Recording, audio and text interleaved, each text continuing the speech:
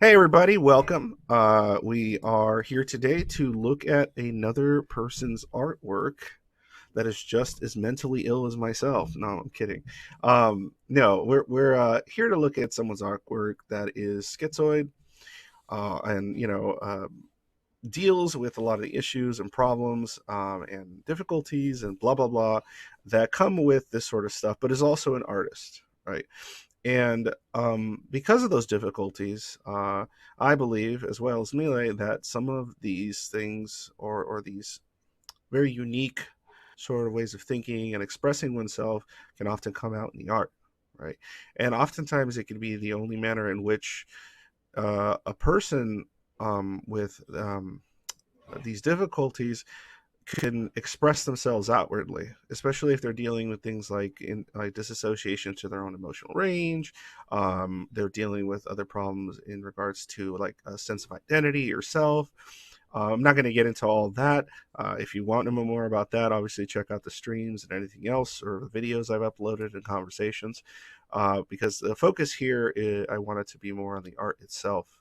Mile, are you here with us? Yes, I'm here. Mila is here. Any intro words there, Mila, that you would like to provide? Welcome. Yeah, well, there you go. A being of very few words. In any case, I'd like Elo, correct? Yeah. Yeah. Hello. Okay. Yeah. It's all good. I'd like you to introduce yourself a little bit. Just say a little bit about yourself, whatever you want. If you don't want to say much, you don't have to. I don't care. Just do your thing. Okay. So hello. I'm Ilo, and I'm here to show my art, which is kind of new and kind of weird to me. Uh, Yeah, we're but totally gonna yeah, judge it and like criticize it like harshly. It's gonna be awesome. No, I'm kidding. Go ahead. great. Yeah. So I think I'll talk about myself for a long time. I mean, a lot today, so maybe I'll skip some lengthy introduction. Yeah, no, I've for been doing sure. it for years now, and yeah, it's been like I'm thinking like 14 years about now. So yeah, 14, I'm 14 years of what? I'm sorry. 14 years of doing art, I think, Oh, okay. because I started when I was like little, of course, as many people do. So yeah, we can go. Oh, wait, that was it. Okay, did you mention? Yeah, I Okay, okay. So all we know is you're a schizoid person that's been doing art for 14 years. I'll take it. I mean That I works. can. That works. Huh? Yeah. Okay, that's fine by me. Okay, so one thing I do want to mention is obviously we want to make you as comfortable as possible while we're recording this and doing this whole thing. It's not about and I was joking earlier about criticizing or trying to like figure out your like technique and all that stuff. All that stuff's fun. It's great, but that's not what we're here to do. I'm here to look at it and react to it, and because I know that you've self-described and everything as being someone that's schizoid and has been dealing with some of these issues that I relate to myself and Mele might relate to in many regards, um, I kind of want to see it through that kind of experiential lens, sort of, and then just talk about what I see in it and what I'm reflecting onto it. One thing that's fun though is okay, Mele is going to do the same, but as I've mentioned, I think in the last one, the first one we did, Mele actually has a different process, right? So, would you like to explain your process, Mele? Like, what do you do before we, you know, actually start talking? How do you prepare? I like to take notes and like analyze everything beforehand as much as I can. Hmm. Yeah. Right. And I don't. So Okay. I'm looking at these for the first time, except for this first image I've seen before because I think he posted it elsewhere. Yeah. But I haven't seen the other two. I saw them briefly, but I was like trying my best not to think about them because my brain starts immediately like connecting dots and loose associating to like all kinds of shit that I think about, right? So so I'm gonna just kind of do a off the cuff reaction to it and talk about whatever I want. And Mille is gonna have probably a much better a much better more nuanced reaction in many cases. Um Okay. That's so interesting. yeah, so it's kind of like our own individual approach to the whole thing. Um Mille, I'll let you go first on this first piece. I think it's better if you go first since you have your notes and you want to talk about certain things. And I'll sit here and stare at it while you're talking and see what I get out of it. Okay? Yeah, but what I want to ask first, what we forgot last time, like what we want to ask every schizoid artist, what does art mean to you? I'd like to know what does art mean to you Oh yeah. personally. Oh yeah, that was important. Good thing the person we forgot to ask was you last time. So it wasn't like Okay. I guessed. So yes, that's Yeah. great. Let's well, you asked already, so go right ahead, Elo, if you'd like. Okay, sure. So, well, kind of has two phases, I think, in my case, because first, like, I don't know, first of all, but the first thing is that it's just a hobby of many, many years, as I already mentioned. So it's kind of just a thing I do, and in many ways, it was a thing that I thought I'd do more. But let's say that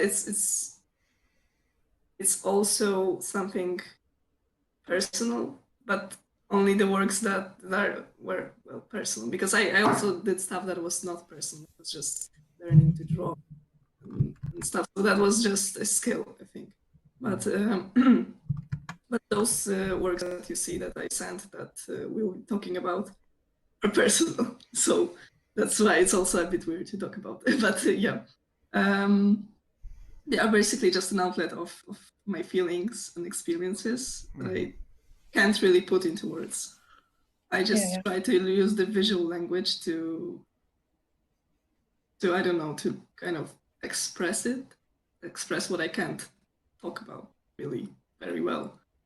yeah, it's hard to put into words a lot of the time. So So I guess that's the two things that are this to me. The first thing is just kind of a skill that I have, and also the second thing is I sometimes use this skill to express my feelings. so should we start? Yeah, go ahead, Mila. You start. I'm just taking it in. Do you have any kind of title for this piece? Like what inspired this? And Well, I can maybe tell the title. The title is Green Screen Irony.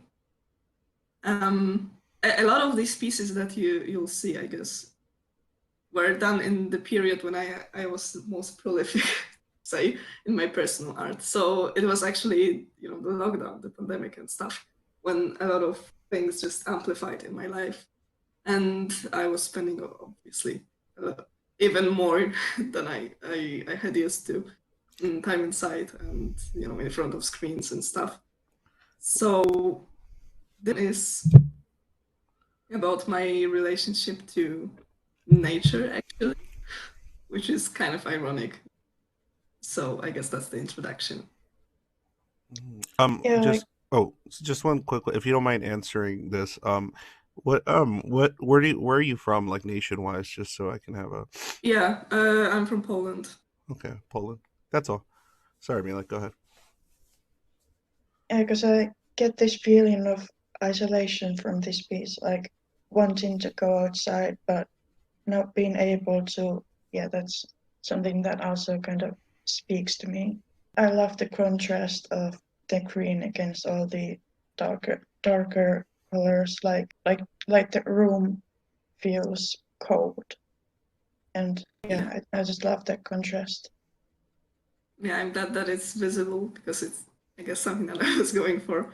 Um, I'd say that it's on the first layer, it's like that, like you said. So just the feeling of wanting to go, but there's also another layer, which is, I don't know if you share this experience, but when I actually go outside and look at stuff, look at green things, plants, and all of that, I mean, I really like it. I appreciate it, but I also dissociate a lot. So it's like it feels just as fake as when I look at the screen. Oh yeah, same, So same. actually, what's the point of going out if I just don't get it?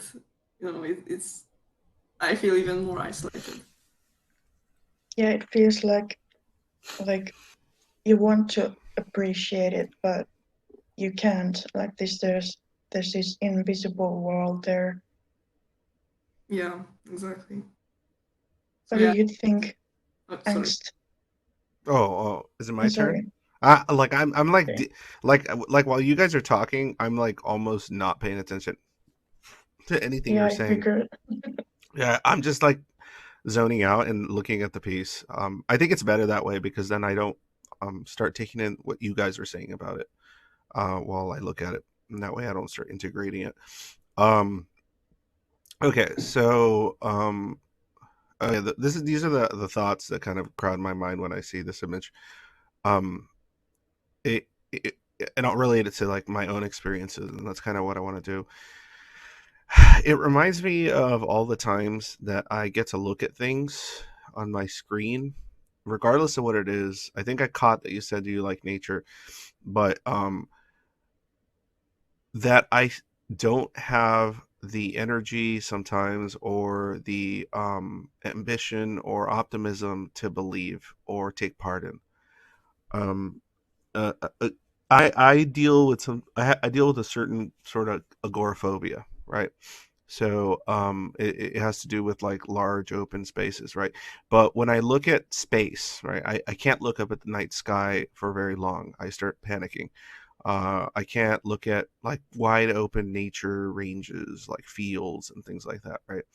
Um, but like I can't be there. I can look at them, but I can't be there, right? And when I look at them through my screen, I can see the beauty and awe that they may inspire, right? I can see images of space and the night sky and all sorts of things, as well as large valleys and stuff. And I can go, wow, this is very beautiful, or these images are really interesting and such, right? They don't invoke a sense of fear in me when I see them on my screen. But when I see them in real life, they invoke fear. So it sort of reminds me of that feeling of sometimes I can appreciate something more on my computer screen than I can in real life. Yes, definitely. There's something in that sense that I guess I don't share the fear, but I Yeah. I just dissociate a lot. Just dissociation is just a big part of my life. So when I look at something in this on the screen, it's like I can look at beautiful nature or whatever and don't really dissociate that much. Hmm. So yeah. Yeah, and well, I mean, even this image alone, right? Um, it's so I don't know if it's intentional, but I think it like the minimalism of the amount of objects in the image really reminds Hmm. me of how I feel when I am looking at something that I find fascinating on my screen, right? I get absorbed by it. I'm like watching it, and everything around it disappears for a small period of time. And I find some respite in that, right? The objects around me, the people around me, everything around me just fades to black. Even myself to some degree as I watch something or view something or put my gaze upon something. Even as I looked at this image that happened temporarily. And so I find some enjoyment and some peace in those moments. So it kind of reminded me a little bit about that, the fact that there is like you're like the person is in a room, but you can't see what's in the room outside of this mouse and the screen and this table and this chair. And I'm assuming that if it's their bedroom, there probably would be more contents in that room, but they don't matter right now. All that matters is what's on the screen. So Yeah, I guess it wasn't really. I mean, it wasn't intentional on the. yeah, I don't yeah, know. no, that's what I'm getting out of it. It's But my but that's really interesting, and actually, it also makes sense to me. Just I mean, everyone can, to some extent, relate to just being absorbed in something, yeah, and yeah, yeah, suspension of that disbelief and all actually, that kind of stuff. Yeah. it's really interesting. Yeah, I like Okay. that. Well, that's my feel on the matter. Let's see here. I'm trying to think of anything else because like I don't like to reach. You get me? Like I'm not trying to just make content for the sake of content, and so like I think that's the strongest emotions and feelings I get out of Hmm. this. I think that's Yeah, it's also what I meant. So. yeah, yeah. I think that's all I have to say about it. Yeah, I mean, it's just I like that I could see an image and like find all these correlations. I could see the sense of kind of I mean, there's an oppressiveness in it to some point, like in the atmosphere of it, like oppressive kind of atmosphere. I don't know why I feel that, but I feel it. Um, but anyway, Millie, are we good to move on to the next one, or did you want to say anything else? Yeah, I'm just curious.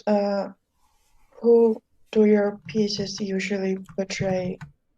Do you have a name for these characters, or are they always like self portraits? Or Yeah, so actually, they are not anyone in particular. They don't really look like me. So they're not self-portrait in the at least in the visual sense. So their appearance wise, but they are just kind of me, but but made to look interesting on this on the piece. So there's usually just pretty girls because I like to draw pretty girls. Yeah, so not anyone in particular, just someone that I think will make the piece look good visually. The character doesn't just look pretty; they look interesting. At least in my mind, Yeah. they just Okay, look like that's an nice. interesting person. But anyway, do you have anything else you'd like to share about this piece? Not really. I think we talked about What everything. type of equipment do you usually use or programs? Like, Yes. I So see the digital, right? yes, I draw nowadays at least mostly digitally. So I use currently I'm using Krita. Krita, I don't know. Should really say it in English, I guess. But it's a free program.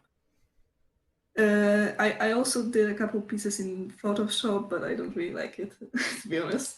I before I drew in Medibank Paint Pro, um, but yeah, now I use Tech Writer. I don't know. And for physical equipment, I'm using XP Pen Innovator 16, which is a drawing tablet with screen, so fancy. Uh, nerds, nerds, but I bought nerds. it. That's all I hear. Nerds. Yeah. So I bought it in 2020 after years of drawing with Wacom One. So this very basic. Come on, Amelia. Nobody's watching this shit to hear fucking nerd shit. You're nerd Shut I am up, a technicals. Ant. proud. I am a proud nerd. Like, I'm kidding. I don't care. yeah. I mean, I am a proud nerd, so it doesn't No, really I'm a matter. proud nerd too, but not for like fucking drawing programs and shit. I don't know what you guys are Oh, like. You're saying all kinds of stuff I don't even know. Like I'm like okay, okay. yeah. I'm just Like using, so, I don't know. yeah. Uh, I also draw traditionally sometimes, and I use paper and stuff. But my favorite mediums are pencils, pens, and ink. I really like doing ink. all right, all right. Can we move on to the next one? I'm like Sure. really want to see it because I've seen this one. I want to Sure. see the one I haven't seen. Okay, or like absorbed yet. Okay, so oh man. Okay, Melee, start talking because I'm already taking it in. Son of a bitch. I really like this one. Like it Mm-hmm. feels like this person has been standing there for hours just dissociating, and the color palette gives it a dull and empty feeling, like that's what the character is feeling, or that's how the world feels when you're dissociating. And yeah, I can relate to that. Do you have a title for this one? So actually, don't I don't. It's much older, I think, I mean, not much, but older than many of them. Yeah, I agree. Basically, it's. I mean, a lot of my pieces are about dissociation because it's something that I really can't. First of all, I can't describe it. I mean, I can describe it, but it's just it's overwhelming in my life, I would say. So I do. It just comes up in my art, and yeah, under the shower, just sometimes it hits, and as you said, I can just stand there and just you know be out of it. Um, Yeah, yeah, so it's about that definitely. Yeah. Also, it's something. Yeah, again dissociation. It's something that even when I can talk about it, nobody can really help with it anymore. So I have to cope with it somehow. And I guess what I do is I do art. you're right, because there isn't right like any particular medication or anything Yeah. like that for it. So I Yeah. struggle with something similar myself, and yeah, it's just it sucks that there isn't really anything that helps. Indeed. Yeah. So yeah, I don't really have that many. Well, I didn't put that much thought into this one as the one before. The one before, by the way, is my like top one pieces at least for me personally. So yeah, this one is about definitely dissociation, and it's just it was done during winter, so it's just dark and cold, and you just stand under the shower thinking about, oh my god, I have to go out again and stuff. So I don't know, maybe you will notice something more to it. I guess I didn't have that much. It's like, oh God, having to live life when you don't really feel like you're living Yeah. anyway. Angst, you're really quiet. Oh, I'm What are waiting. you? I'm waiting for you Yeah, to snap me out of it. Just say angst, and then I can come back. what are you thinking about? Um, well, the shower in general hits me hard. Like the color palette, like you I think had said, yeah, like it's I love myself some some grays and dimmy and dreary looking blues and stuff like that. Can't help it, but it's just an aesthetic I enjoy. But it reminds me of the many times that because the shower is a weird place for me, right? Because that's when I usually have a fairly busy life because I have my kids and I'm married and like I've always had different jobs and all kinds of shit, right? So I'm always I would always like preoccupy my mind with whatever the task was in front of me. Um, so that it just kind of made the day go through. And then even when I wasn't doing anything, I was like playing video games or reading books or watching movies or doing something, right? I always had to fill my time with something because when it wasn't being filled with something, my mind would go to places that weren't so good sometimes, right? They would drift into unpleasant places and sometimes pleasant, but mostly pleasant. And for me, the shower has always been kind of that place. Part of it is that like you're naked, so you're just like you can't help but like feel your flesh suit, right? Like you can't help it because you have to touch it and you have to clean it, right? So there's that portion. So that part's always been kind of odd. Also, my like I've had times where I've zoned out in the shower for like really like 30 minutes or something, and I don't have the same experience as you guys described, like of disassociation. I don't know if I would call it that, because I don't know, when you guys say disassociation, like I'm imagining like head empty, right, and just zoned out. I don't know if it's any like particular thought patterns that are occurring during that moment. So sometimes I've always had a weird kind of relationship with it when people describe dissociation. For me, it's more like I'm standing there, and then I start having all these like abstract thoughts and start loose associating all kinds of shit like crazy, and then just start thinking about this and that and this and that, and some of that stuff will like be a little my internal kind of turmoil or frustration with something, or I'll come up with what it is I want to discuss sometimes in the for the channel, right, for that tonight, that stream, for that later that night, because I'll kind of like start compartmentalizing shit, and like I don't know, it's weird. It's a weird place, and I don't know how much time goes by sometimes. So I have to be like really aware, or my wife will like be like, "What are you doing in there?" I'm like, "Oh shit." Or I have to make sure to remember because some things like I have to cook something or I have to do something, right? Um, but usually it's a very negative headspace for me. So when I see this, it's like, yeah, it's it's reminding me of that negative headspace because I associate it to the shower a lot. Yeah, I this is a good point, and I think I kind of subconsciously meant it because, as you said, shower is kind of the place when you're forced to, first of all, see yourself like that. Yeah, we got Like, mirrors oh, usually. You have to, clean off body parts and yeah. So it's just, oh my God. And second, you're kind of forced to take break from your daily activities. So distractions.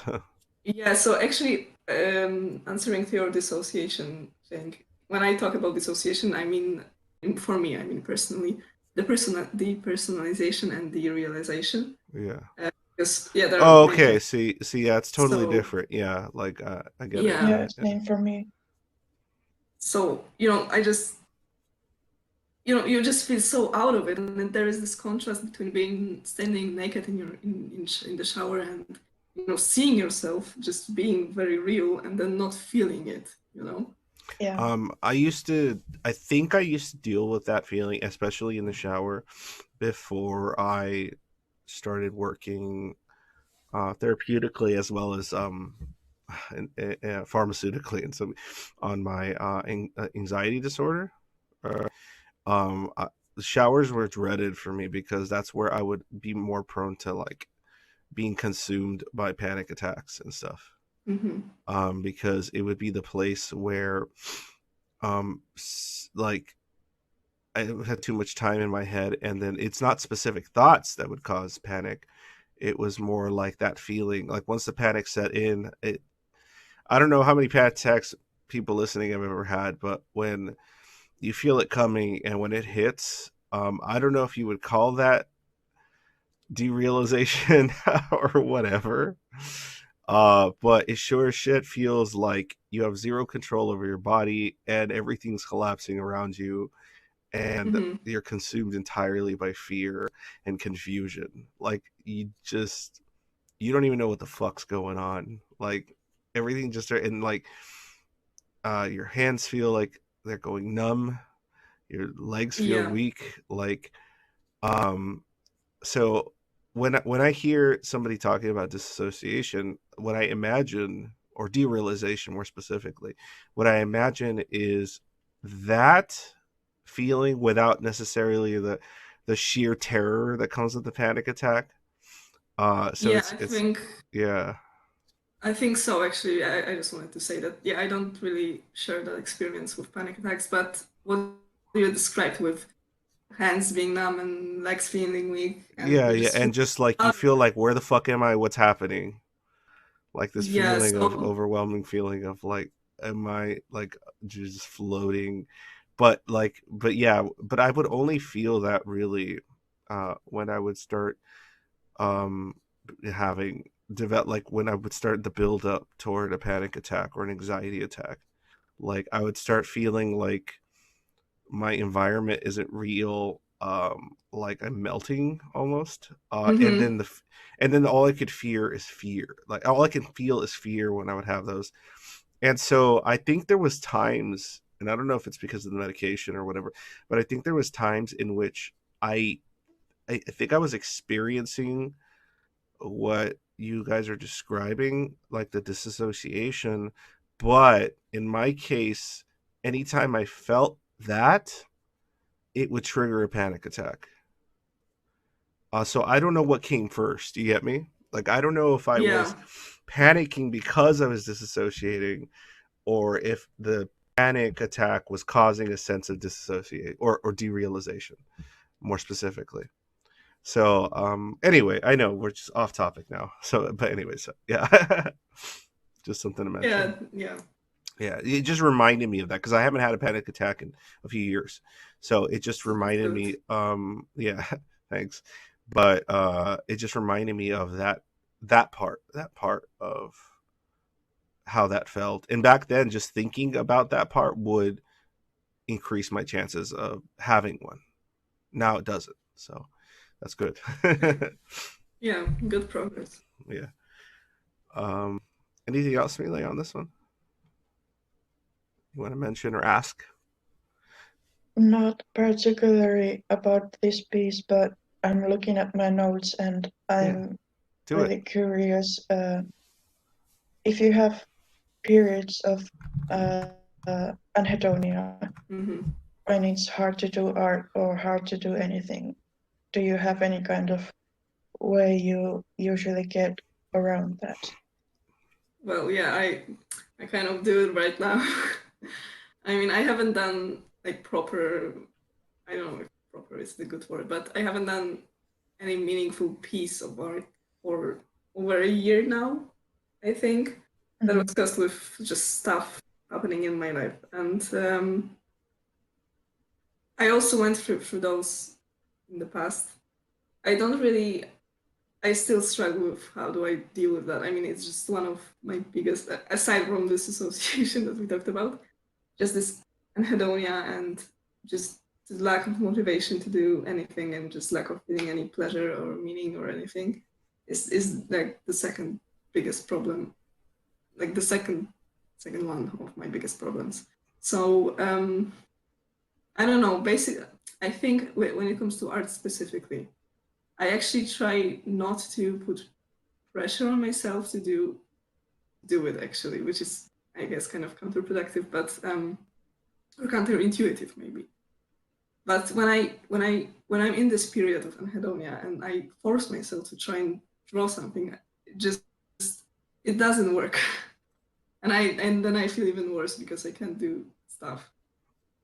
So That's I guess I try to not pressure myself, and then when I feel like it, I try to just fun as much as I can.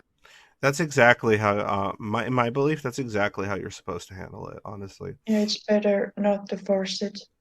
yeah. Okay. That's why I had done a video a while back, in which I was giving tips on like anhedonia, and one of those tips was that exact thing, which is whatever you're passionate about or care about or have emotional connection to, as far as like activity goes, stop doing it during those when some like period of anhedonia got triggered for whatever reason. And I tell people, this sounds like silly, but I tell people go do the boring shit that needs to get done, Mm-hmm. that you don't care about, because if you're in a state where you don't care, so those things might be less painful or annoying, so you might as well get all that out of the way, so that once the anhedonia subsides, you then have you don't have a bunch of stuff stacked up that you didn't Yeah. do like because you just laid there immobile. Right. So if you can get out of bed and just do just dumb shit like wash the dishes and stuff you don't like, find any meaning in or enjoyment in, and make those phone calls, pay those bills, whatever. So anyway, Yeah, that's really good advice. That's really good That's how advice. because the problem is I've talked to so many schizoids, so the issue is that once they, in artists especially of any kind or writers, is once they like snap out of it, they're like, oh, I can write and draw again. Oh no, I have like a million other things that I abandoned the last few days. Now I have to do all those things, and by the time you do those things, you don't even have the energy to enjoy the little bit of time in which the anhedonia isn't settled in. So it's like a fucking vicious cycle. Yeah. Yeah. Yeah, I'm actually really. I'd say I'm really good at doing stuff that I have to do. You know, I have some obligations and responsibilities as everyone, so I actually can and I do, like, I don't know if force is a bit strong word, but I can do them. You know, even when Mm. I don't feel like it, even when I'm in this anhedonic state. Yeah, But the same. it's so much harder to do anything that That's I, actually supposed to be you know, meaningful to you. Yeah, I know, because it just hurts. It hurts yeah, because you're just like sitting there like I get nothing out of it, and this is the one thing that I get the most out of, and that in and of itself is yeah, disheartening to say yeah. the least. Um, And I get that a lot with art. You know, I just sit. Let's say that I'm in this state and I have some free time, and I'm like, okay, maybe let's try to do some art, and I plug in my drawing tablet yeah, and yeah. sit in front of it. And like, okay, let's draw, and then I sit and stare and just so stupid, and I don't. He's just staring at it. Yeah, Yeah, no, I know exactly what you mean. Yeah, and sometimes it builds up a certain sense of resentment and rage, at least in my case. But anyway, I think we should move on to the next one. How about you, Melee? Yeah, sure. If Ilo is fine with that. yeah. Yeah. All right, cool. Do you Okay. have a title for this one? Actually, not a title, but I have a story behind it. All right, go In it, ahead. it's a bit more than the previous one. So this is actually, I started drawing it after my horrible mental breakdown that I had, like, in because I used to live in this room that had this sky window, and I just had one horrible mental breakdown when I just stood in front of it and I just bawled my eyes out, you know. But Yeah, this piece it didn't really come that let's say that emotionally powered as that felt, but it kind of went into my more usual, more like low key states, and so yeah, that's the story behind it. But as to what it actually now, I think when I look at it, what it represents, because you know, as the first piece was with nature and the when we were looking at the first piece, the theme was nature, you know, and yeah. so I like in theory nature very much, and plants especially. But again, in theory, you know, when looking at it and Yeah, green, so this is so stupid. But the second thing is space for me. I am, you know, as I said, I'm a nerd, so I love space, and and when I just remember that I do have maybe not a title, but the theme in this is just grieving for the night sky. It's kind of, you can see some stars in there, you know, yeah. Like it's but night.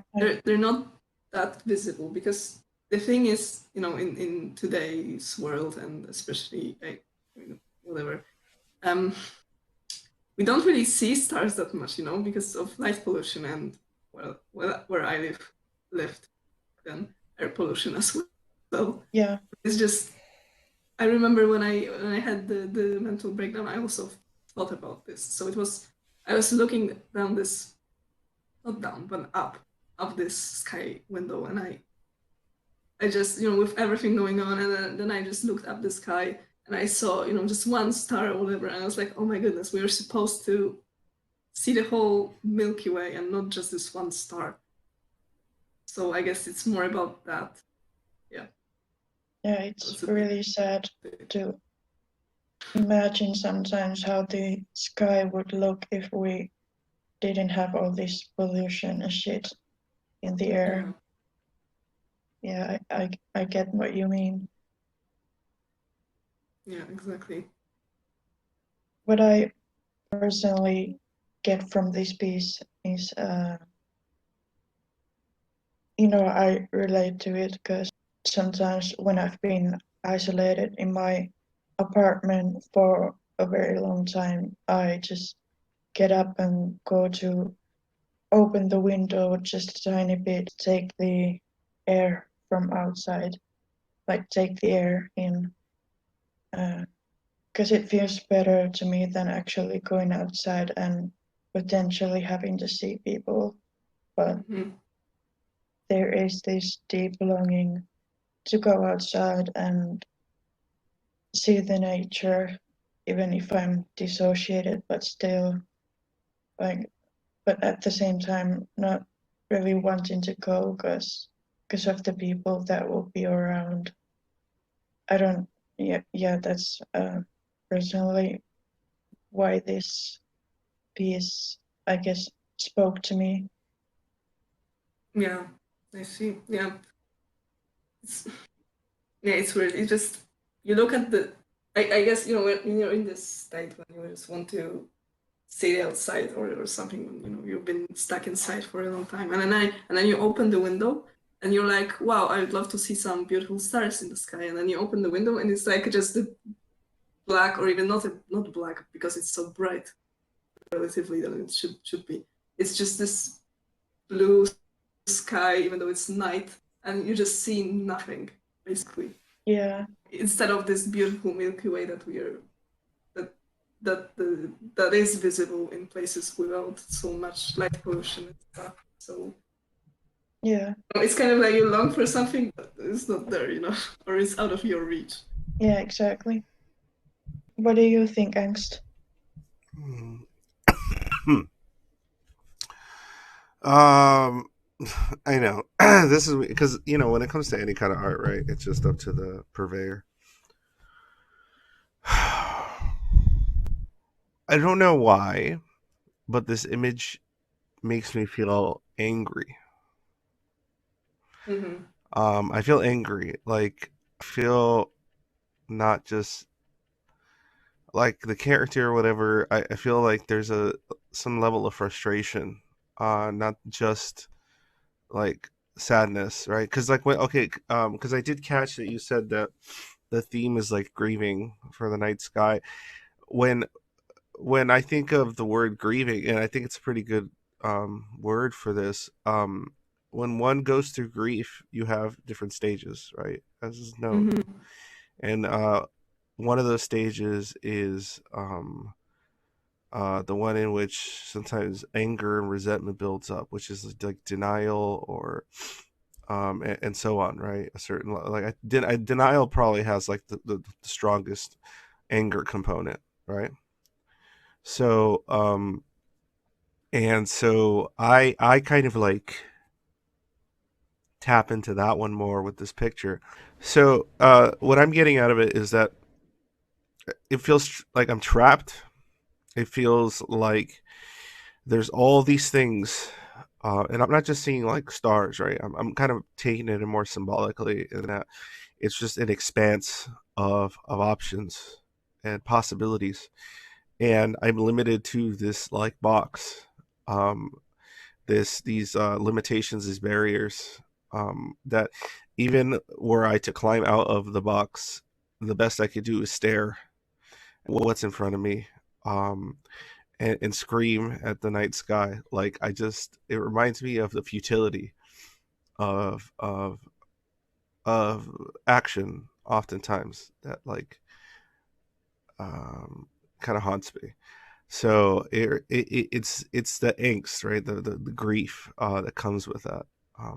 Personally, of like, oh look, there's so much out there, but I can't go out there because of the people or the world or the limitations imposed upon like what humans are capable of doing and listening to and interacting like. And there's just like so much shit that just doesn't let you And like it's sort of like, I think you guys mentioned like light pollution or something, and it's, to me it's more like of a symbolic thing where it's like light pollution is symbolic of like just the limited capabilities that we've structured within the framework of so much of the daily lives we live in and all that kind of shit. Like, especially for someone like myself and probably a lot of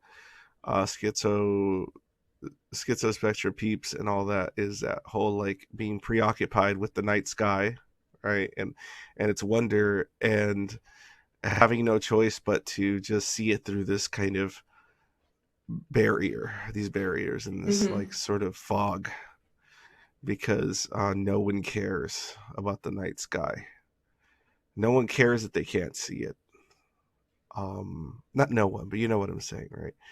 Yeah, they're not. They don't stay up. They don't, and I mean this symbolically, right? I don't mean literally a night sky. Maybe in some people's cases it is. They don't look up at the night sky in the city and grieve over it, the inability to see it. They, most of the time they don't care.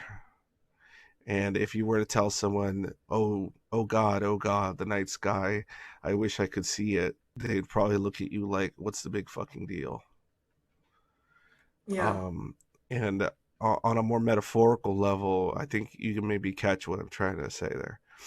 So, yeah, that's my feeling. It's odd. I don't know if, like I said, if you intended this with these images, but they're just so. I find them to be so oppressive in a good way. Like the, like not oppressive as in like, you know what I mean. Like the character just feels like they're in an oppressive environment, Mm-hmm. right? Like it Yeah. feels like they're They, just in a pressure chamber of just discomfort, man. Like I don't know how to describe it. yeah, I mean, definitely there's a lot of that in my art, especially from that period, when Yeah.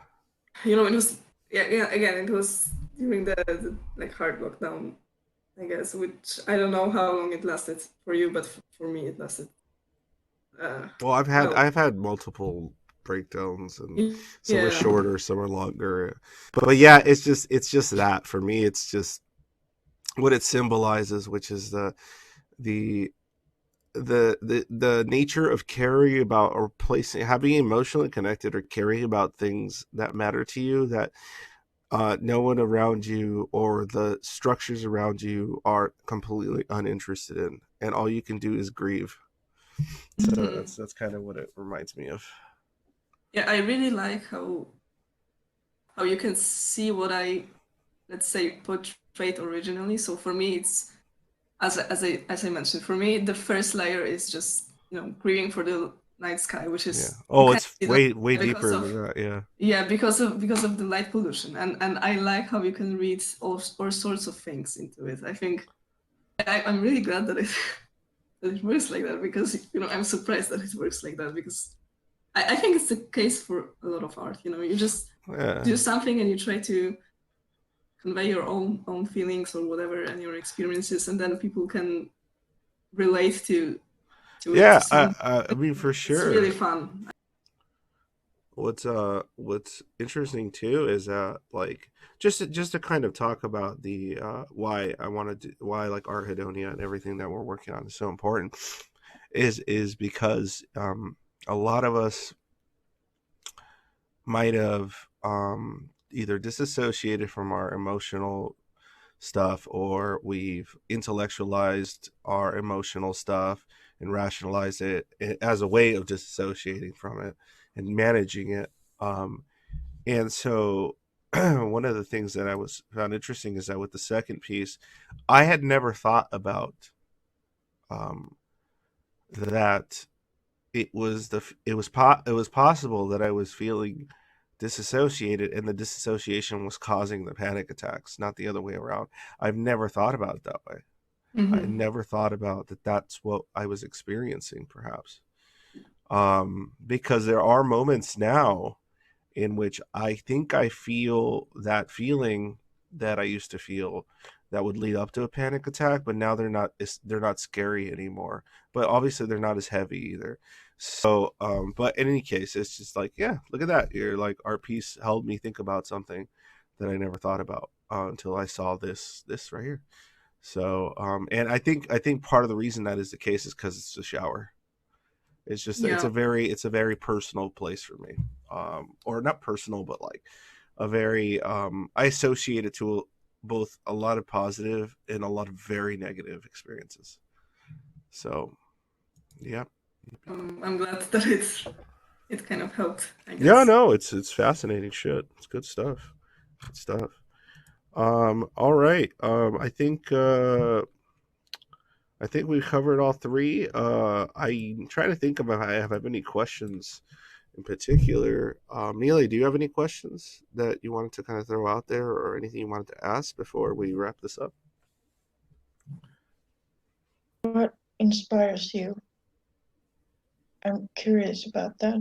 Like, do you have any artists or pieces of media or any kind of art that has motivated you or inspired you or helped to shape you as a person? Yeah, sure. So, I mean, as I mentioned, generally I draw stuff from my experience, or at least the personal pieces. Yeah. So this is one big thing that inspires me. So just just these daily situations, and sometimes when I was in the period when I was actively making art and I was more inspired to do it, it also was really interesting that I was a bit more aware of moments in my life. I'd say so. I would go through the motions, and then I would be like, oh wow, this moment I could turn it into a piece. I kind of Mhm. don't have it right now because I'm anhedonic and whatever. So that's the first thing. The second big thing is my, let's say, internet friends. So I'm in a circle of artists, let's say, online, and we've been kind of talking to each other and sharing our stuff. For a long time with each other, and they were a really huge inspiration for me. I won't really say their names or whatever because I don't think they'll be comfortable with just being mentioned like that on my video. But yeah, I Mhm. also um, I actually don't have like very classical inspiration or whatever. When people think of big artists, I don't really think of them as an inspiration, partly because I don't look at them, and partly because I don't know. It just the world changed so much since the last big classic piece of art that you think of when you say art. So Yeah. I don't really find it relatable. I Yeah. can appreciate the technique and all, but I don't get really inspired from it. So mostly I get inspiration from like contemporary niche or not really niche artists on like Tumblr or Instagram. All right. Well, then I think that wraps it up for the conversation regarding this. Mille, are you good?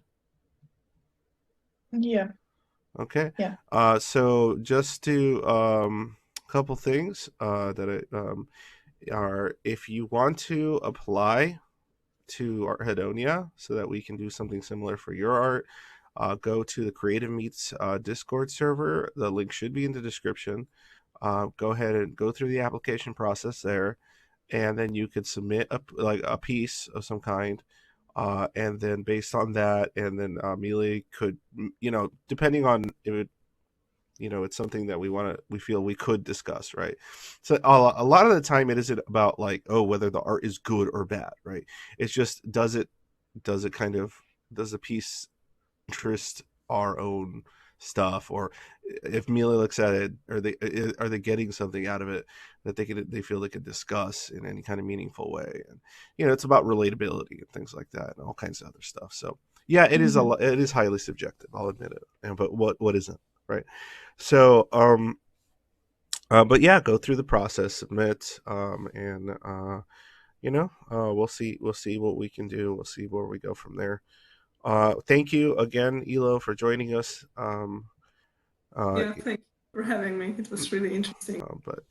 But thank you for being here today, and thank you, Mille, as usual. And this was an awesome experience. Later, guys.